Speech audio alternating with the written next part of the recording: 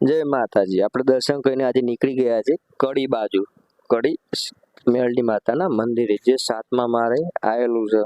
બહુ સરસ મજાનું મંદિર છે. એટલે આપણે અમારે રમેશભાઈ ને સ્મિતભાઈ નીકળી ગયા. આપણે આવી ગયા મોકળોજ ગામમાં.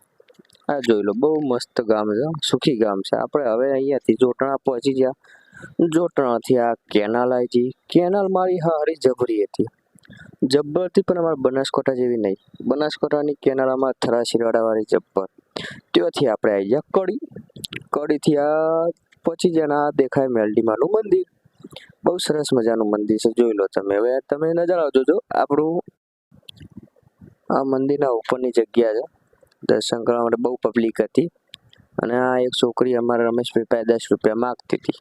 રમેશભાઈ કે ફોટો પાડવાનો વખત ક્યાં માગે છે. ત્યાંથી અમારા સ્મિતભાઈએ સોડા પાઈને અમે આવી ગયા કાહવા ગોગા મહારાજના મંદિરે. બહુ મસ્ત મંદિર, બહુ મસ્ત મંદિર છે, જોઈ લો.